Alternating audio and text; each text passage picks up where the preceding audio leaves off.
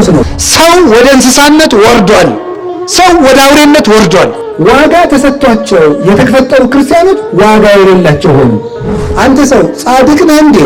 እንግዲያስ ጽድቅህን የምትጠብቅልህ ቤተክርስቲያን ናት። ቤተክርስቲያን ናት። ጻድቅ ከሆንክ ከጽድቅህ እንዳትወድቅ ቤተክርስቲያን ውስጥ ተተክለህ ነው። ታመህ ከሆነ የኃጢአት በሽታ ይዞ ከሆነ ናና እዚህ ታከም። ማንም አይፈርድብህም። መርሳት በጣም ከባድ በሽታ ነው። ሞትን እንረሳለን፣ እግዚአብሔር እንረሳለን፣ ትናንትን እንረሳለን። እኛ በሰራነው ኃጢአት አይነት የተቀጡ ሰዎችን ታሪክ እንረሳለን። ስለዚህ ሁሉንም ነገር እንደ ዛሬ እንደ ግብት እየፈጸምን እንኖራለን። ዛሬ ማታ እሞታለሁ ብሎ ያሰበ ሰው እንኳን የሚገድል የሚሳደባል።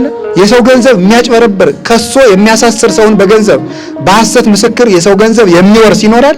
ዛሬ ማታ እሞታለሁ ቢል የዕለት እንጀራዬን እንኳን ላልበለው እችላለሁ ብሎ ይዘጋጃል እንጂ ወንጌል እጅ ያስቆርጣል፣ ወንጌል እግር ያስቆርጣል፣ ወንጌል ዓይን ያስወጣል። ይሄ ዛሬ ሉቃስ ወንጌል ብለን የምንጠቅሰው ማንም አድሮ መጥቶ የሚፎክርበት ወንጌል እጁን ተቆርጦ የጻፈው ወንጌል። በየፈተታችን የየራሳችን ሰባኪ እያበጀን የየራሳችን መነኩሴ እያበጀን የየራሳችን ምንከተለው ቲፎዞ ምን ሆነው ጳጳስ እያበጀን የየራሳችን ጉዳይ እየሮጥን ቤተክርስቲያን አትሆንም። አንድ ክርስቲያን በቤቱ ጻድቅ ሊሆን ይችላል፣ ንጹህ ሊሆን ይችላል፣ ለጋስ ሊሆን ይችላል፣ ጥሩ ሰው ሊሆን ይችላል። ቤተክርስቲያን ውስጥ መተን ካልተጋጠምን ግን ቤተክርስቲያን መሆን አንችልም፣ መቆምም አንችልም፣ ቤት መሆን አንችልም፣ ክርስቶስም አያድርብንም። እግዚአብሔር ሳንቲም አይደለም የቸገረው። አሁን እግዚአብሔር የቸገረው የሱን አምሳል የተሸከመ ሰው። ትናንትን፣ ነገን፣ የዘላለም ሕይወትን፣ ፍርድን፣ አሁን ያለንበትን ሀገራችንን፣ ቤተክርስቲያናችንን እስቲ አስቡ። እውነቴን ነገስታት የሚወዱትን ሰው ከሚወዱት እንጀራ ሊያበሉት ይችላሉ። የገዛ ስጋቸውን የመብላት ነፃነት ይሰጡታል። አይሆንላቸውም፣ አይደረግም ነገሩ። ክርስቶስ ግን ስጋውን ደሙን የመመገብ ነፃነት ሰጥቶናል። እንደሱ ነፃነት የሰጠን አባት የለም። እንደሱ ነፃነት የሚሰጥ ንጉስ የለም። መብትም ካላችሁት ክርስቶስ የሰጠንን ያህል መብት የሚሰጠን ንጉስ ሊኖርም አይችልም፣ አይኖርም። መብታችን ትተን ባሪያ የሆነው እኛው ብቻ ነን። በዓለም ላይ የሚነሱ ሁከቶች ሁሉ የሚመነጩት ከነዚህ ነው። ተአምር የእግዚአብሔር የካህሊነቱ ምልክት ነው። እግዚአብሔር ካህሊነቱን የሰው ልጅ አልችለውም ባለው ነገር ላይ በመግለጽ ይታወቃል። የእግዚአብሔር ካህሊነቱ ፍጡር ከኔ አቅም በላይ ነው፣ ይሄ ሊደረግ አይችልም ያለውን ነገር እግዚአብሔር በችሎታው ያደርገዋል። ስለዚህ ተአምራት የእግዚአብሔር ካህሊነት ምልክቱ ውክልናዎች ናቸው። ሲያስፈልግ ሃይማኖትን ለመጠበቅ እግዚአብሔር ጌትነቱን ለመግለጽ ተአምራቱን በዚያ ካህል ሊገልጽ ይችላል። ከዛ ውጭ ግን ለካህን የተሰጠው ሙት ማንሳት የሚባለው ሙታነ ህሊና የሚባሉ አሉ። ህሊናቸው የሞቱ እዚህ ውስጥ ይኖሩ አይመስለኝም። እነዚህ አሉ። ሰምታችሁ ታውቃላችሁ? ቅዳሴ ላይ እለትነብሩ ተንስኡ ሲባል የተቀመጣችሁ ተነሱ ሲባል ነው የሚያውቀው መሰለ የከተማ ሰው ነው። ይሄን ታውቁታላችሁ? ሰምታችሁ ታውቃላችሁ? እና የተቀመጣችሁ ተነሱ የሚባለው ምንድነው? ቅዳሴ ላይ መቀመጥ አለ እንዴ? ይፈቀዳል? ቅዳሴ ላይ መቀመጥ የሚፈቀደው ለሶስት ሰዎች ነው። አንደኛው ለህፃናት ነው። ሁለተኛው ደግሞ ከባድ ደዌ ላለባቸው ነው። ሶስተኛ እድሜያቸው መጨረሻው አካባቢ ለሆኑ አረጋውያን ነው። ከዚህ ውጪ ቅዳሴ ላይ መቀመጥ ፈጽሞ አይቻልም፣ እስኪያልቅ ድረስ ነው። እንዲያውም የህንድ ኦርቶዶክስ ተዋህዶ ምእመናን ቄሱ ተቀመጡ ሲላቸው የሚቀመጡት አንደኛ ወንጌል ለመስማት ብቻ፣ ሁለተኛ የሚቀመጡት ቄሱ አሰናብቶ ሰራዊተ ሕዝብ የመሰናበቻ ጸሎቱን ካደረገ በኋላ ብቻ ተቀመጡ ሲላቸው ይቀመጣሉ። ምክንያቱም ቤተክርስቲያን ቀራንዮ ስለሆነች። ስለዚህ ቤተክርስቲያን ምንጊዜም የቀራንዮ ውክልና ስለሆነች ማረፍ፣ መቀመጥ፣ እግርን ማሻረፍ፣ መቅመድመድ የለም። ቀጥ ብሎ መቆም ነው። እንደዚያ ከሆነ የተቀመጣችሁ ተነሱ የሚለን ለምን ይመስላችኋል? ሰው የሚተኛባቸው 3 የተሳሳቱ አልጋዎች አሉ፣ ወይም የሚቀመጥባቸው 4 ዝንጋኤ፣ 4 ኃጢአት። አንደኛው የኃጢአት ወንበር ነው። ሁለተኛው የመዘንጋት ወንበር ነው። ሶስተኛው ደግሞ ምንድን ነው? የድንቁርና ወንበር ነው። ዝንጋኤ ሐኬት ተብለን ልንተረጉመው እንችላለን ብለን ስንፍና፣ አለማወቅ እና ኃጢአት ልንቀመጥባቸው የማይገቡ ወንበሮች ናቸው። ኃጢአት፣ ስንፍና፣ ድንቁርና። ዮሐንስ ዘደማስቆ ደግሞ እንደሚናገረው በዓለም ላይ የሚነሱ ሁከቶች ሁሉ የሚመነጩት ከነዚህ ነው ይላል። ከስንፍና፣ ከድንቁርናና ከመርሳት ነው የሚለው እሱ። ከመርሳት ከነዚህ ከሶስቱ በዓለም የሚመጡ ሁከቶች ሁሉ ይመጣሉ ነው። አንዱን ብቻ ነጥለን ብናየው ለምሳሌ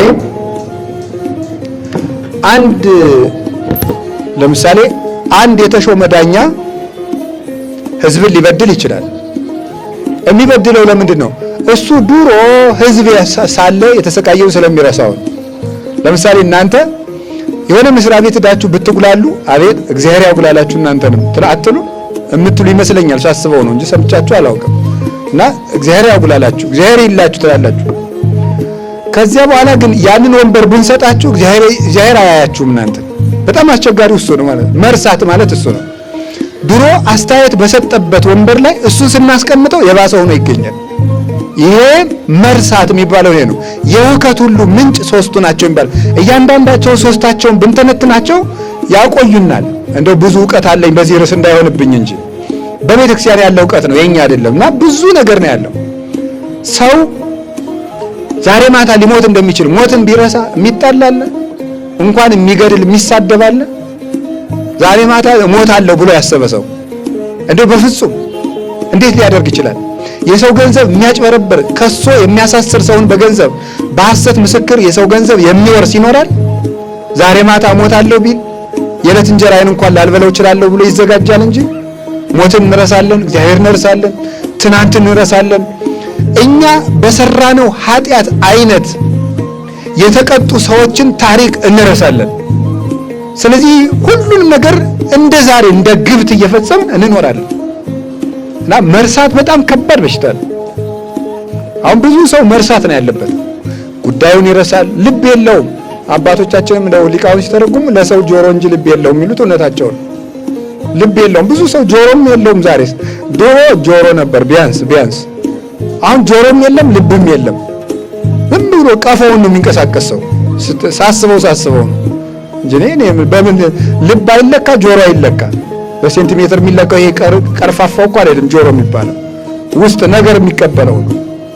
እና የሚቀበል የለም። እንደውም አንዱ አሁን በጣም ከፍተኛ የመርሳት ችግር አለብን። እና እንደውም አንዱ ሂዶ አንድ አባቴ እንደው እየረሳው ተቸገርኩና እንደው መፍትሄ ቢነግሩኝ አላቸው። መፍትሄውን ስተረሳው ይላሉ። እውነታቸውን ነው። መፍትሄውንም ይረሳዋል። ጆሮ የሌለው ሰው ምን ያደርጋል? እንደው ቅዱስ ቀሌምንጦስ ዘሮም ደግሞ የምንረሳው የማይረሳው እግዚአብሔር ከልባችን እየራቀ ስለሄደ ነው ይላል። ሙት የሚባለው እነዚህ ናቸው። በስንፍና አልጋ ያሉት፣ በኃጢአት አልጋ ያሉት። ድንቁርና ሞት ነው። ታውቃላችሁ? አለማወቅ ሞት ነው። ስንፍና ሞት ነው። ቁጭ ብሎ መዋል ሞት ነው። ቁጭ ብሎ እንደው በቃ አሁን አንዳንድ ሰው ያለ ይመስለኛል።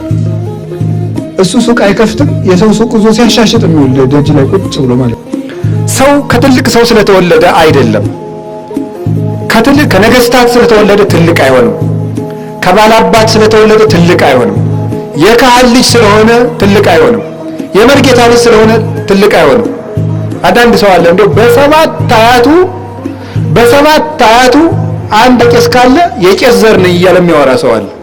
ፈላልጎ ማለት ነው። እስከ 7 ትውልድ ቆጥሮ ማለት እንደው ብትሆንስ ምን ትርጉም አለው?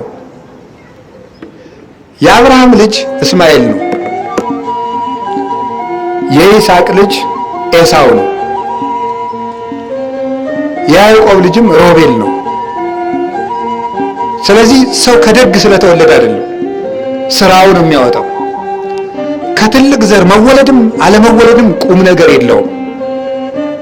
ከጥሩ ሀገር መወለድም አለመወለድም ቁም ነገር የለውም። ሀገርን ጥሩ የሚያደርገው እኛ ጥሩ እየሆን ስንሄድ ነው። ኢየሩሳሌም ተወልደው ሰዎች ክርስቶስን ሲወግሩት አንጾኪያ ተወልዶ ስለ ክርስቶስ እጁን ተቆረጠ። ማንነት ነው ዋናው ነገር፣ ልብ ነው፣ አይምሮ፣ ሰውነት ነው። አሁን ቅድም መምህር አስተምረውናል። ኢትዮጵያ ትልቅ ሀገር ናት። ኢትዮጵያ ትልቅ ሀገር መሆኗ ግን እኛን ትልቅ አያደርገንም። ትልቅ መሆን ስንችል ነው እኛ ሀገሪቱን ትልቅ የምናደርጋት። ትልቅ ምንድነው? ማንን ነው? ራስ ዳሸንን መሰላችሁ? ተራራ ከሆነ ማን የሚባል ተራራ ነው ያለ በዓለም? እስቲ ፈላልጉ። በዛ ክሊማንጃሮ ደግሞ አንዱ ማን ነው? ያኛው ከፍ ያለው ቢያንስ እኔ እስከ አፍሪካ ከሄድኩ እናንተ ወጣ በሉ እስኪ ፈልጉልኝ። ማን ነው? ኤቨረስት። ተመስገን አወጣችሁኝ። እሱ ተራራ ማለት ነው። እሱ ተራራ አለ እኮ በትልልቅ። ስለዚህ የኢትዮጵያ ተራሮች ቅዱስ ናቸው። ቅድም እንደተማርነው የተባለልን ለምን ይመስላችኋል? የአበው ቅድስና፣ የአበው ሃይማኖት፣ የአበው ስነ ስርዓት፣ የአበው ልከኛነት ናቸው። ያ ሰውነታቸው ነበረ ረባዳ መሬት ያላትን ኢትዮጵያን ትልልቅ ተራራ ካላቸው ሀገሮች በላይ እንደ ሰማይ ከፍ አድርጎ ሰዎች ዝቅ ብለው ወደ ላይ እንዲያዩት ያደረጋት ይሄ ነው። አሁን የሚያደርገን ይሄን ሰው ተመልከቱት። እስመ ሀገረ ይእቲ ለንጉሥ አብይ ከተባለችው ኢየሩሳሌም አልተወለደም። አንጾኪያ ተወልዶ አይሁድ ከሚጸየፉት ሰፈር ተወልዶ መጣ። እንዳልኳችሁ ናቸው። ውስተ እሊያሁ መጻ ወሊያሁ ሰይተወክፍዎ ወደ ወገኖቹ ማለት ከነሱ ዘር ወደ ተወለደ ወይም በሃይማኖት ወገኖቹ ወደሆኑ በስነ ፍጥረት ወገኖቹ ከሆኑ ወደሆኑ ወደ አይሁድ ሥጋን ለብሶ መጣ። ትንቢት ወዳናገረላቸው ሱባኤ ወዳስቆጠረላቸው ተስፋውን ስለሰጣቸው ወደ ሰጣቸው በመና በደመና ወዳሳደጋቸው ወገኖቹ መጣ። እነዚያ እጆች ቸነከሩት። ያላወቀ ሕዝብ ግን መጥቶ እጁን ተቆረጠ ለክርስቶስ። ስለ ክርስቶስ የምትጽፍ እጅ ልትቆረጥ ይገባል ተብሎ ይሄ ዛሬ ሉቃስ ወንጌል ብለን የምንጠቅሰው ማንም አድሮ መጥቶ የሚፎክርበት ወንጌል እጁን ተቆርጦ የጻፈው ወንጌል። ወንጌል እጅ ያስቆርጣል። ወንጌል እግር ያስቆርጣል። ወንጌል ዓይን ያስወጣል። እጁን ይሄንን እየጻፈች የምታስት እጅን ቆርጣታለሁ ብሎ ቆረጠው። እጁን ሲቆርጠው ልብ በሉ ምን አደረገ? ንጉሥ አምላኬ ሁሉን እንደሚችል እና ተመልከት አለና ቀኝ እጁ ነበር የተቆረጠ ወንጌል የጻፈባት። በግራ እጁ ቆራጣዋን አነሳና መልሶ ቀጠላት። አሁን በዘመናዊ ሕክምናው ቢሆን ባላረገው ነገር አሁን ትልቅ ሐኪም ሆኗል። የመንፈስ ሐኪም እጁን ቀጠለ። ከዛ በኋላሳ ሰማ ንጉሥ እኔ እጄን የምቀጥለው መከራ ስለፈራው ሳይሆን አምላኬ ሁሉን እንደሚችል እንድታውቅ ብቻ ነው።